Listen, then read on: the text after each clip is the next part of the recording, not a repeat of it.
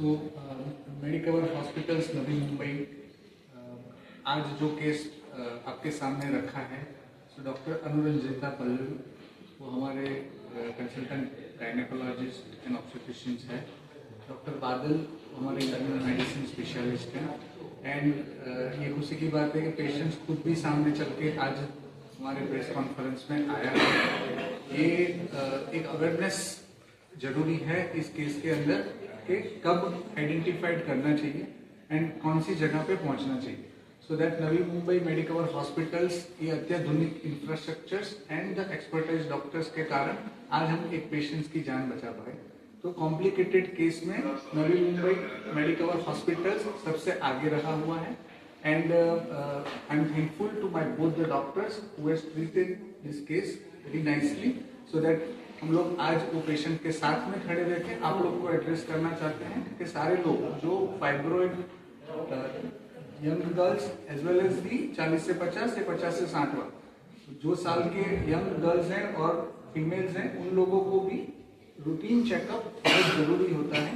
Well, women checkup always helpful and fibroid की जांच करानी जरूरी है। फाइब्रोइड को नजरअंदाज नहीं करना चाहिए। ये केस के माध्यम से हम लोग यही बताना चाहते हैं। Thank you. 35 साल के ऊपर की औरतों को जनरली ये सब फाइब्रोइड्स वगैरह के प्रॉब्लम्स होते हैं। तो मैम को जिस तरह से आप लोगों ने मतलब ऑपरेट किया, तो किस तकनीकी के बेस पर उन्हें मतलब इनकी सर्जरी हुई और कितने दिनों? क्योंकि गांठ जो थी वो बहुत बड़ी थी और पूरे पेट में पूरा ऑक्यूपाई कर रही थी, तो हमने ओपन सर्जरी वही ऊपर से लेकर के नीचे तक में हमने इंसिजन लिया, कट किया। और फिर मैंने बोला ना, क्योंकि हम लोगों को डाउट था कि वो कैंसर है, इसी के लिए हमने पूरा पेट खोल करके ये मेक श्योर किया कि वो गांठ फटे ना, क्योंकि अगर एक बार अगर फट जाता है तो that becomes a disaster for the patient. Ma'am, fibroid इतना जो बड़ा होता है इसका मुख्य कारण क्या था? फाइब्रोइड एक हार्मोनल इम्बैलेंस डिजीज है और एक बिनाइन ट्यूमर है। वो किसके बॉडी में कितना क्या बढ़ेगा, क्योंकि ये तो एक फाइब्रोइड था। हम ऐसे देखते हैं कि मल्टीपल भी कभी कभी बहुत सारे रहते हैं, छोटे छोटे जो कि प्रॉब्लम नहीं करते हैं। तो ये एक हार्मोनल इम्बैलेंस की बीमारी है। Again it gets back to lifestyle आपका कैसा है, एंड इवेंचुअली हार्मोनल इम्बैलेंस की वजह से किसका किसमें कितना बढ़ेगा ये कोई नहीं बता सकता। सब वेरिएबल है, इंडिविजुअल है। सर्जरी हो चुकी है, अब किस तरह से उन्हें अपना ध्यान रखना होगा, डाइट किस तरह से फॉलो करना होगा? डाइट वगैरह सब कुछ खा सकती है। अभी तो ऑलमोस्ट 1.5 months हो चुका है। She can get back to her routine, there is no restriction. मला यांच्या बहिणीचा मला फोन आलेला आणि त्यांनी मला सांगितलं की असं झालंय. म्हटलं ठीक आहे, तुम्ही मेडिकवरला घेऊन या. मी बघून गेलं आणि पेशंट तिथे क्रॅश झाली, पेशंट कोलॅप्स झाली होती. आणि मग तिकडच्या नियरबाय हॉस्पिटलमध्ये जेव्हा गेली तर त्यांनी सांगितलं की हे क्रिटिकल केस आहे, तुम्ही घेऊन जा.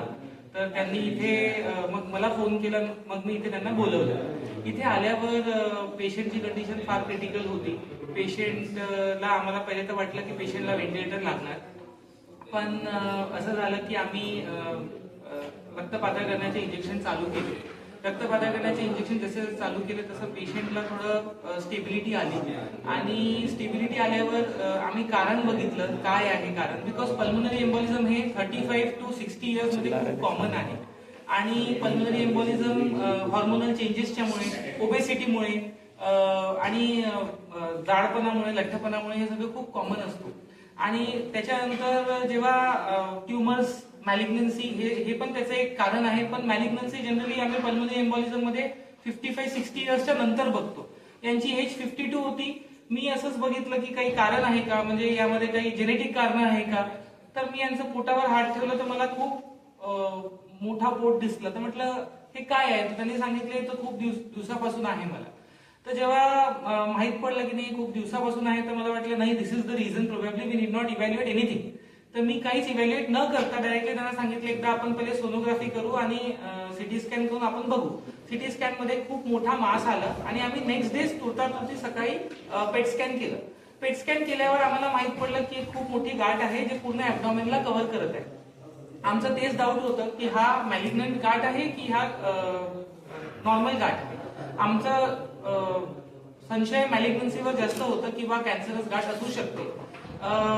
पण जेव्हा ही फायब्रॉइडने निघणारी गाठ होती तर आम्हाला वाटलं की होऊ शकतं फायब्रॉइडच असावं.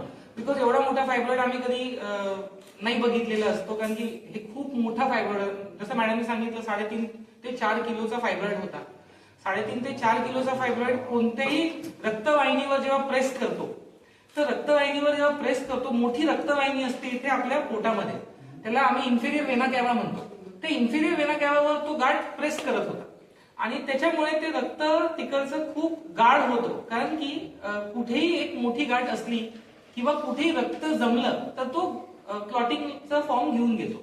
आणि त्यांच्यासोबत पण हेच झालेलं की खूप दिवसापासून तो रक्त वाहिनीला प्रेस करत होता आणि त्याच्यामुळे तिकडे गाठ होऊन ते रक्ताची गाठ फुफ्फुसामध्ये जात होती आणि तिकडे एक एम्बॉलिझम खूप मोठा बनून गेला.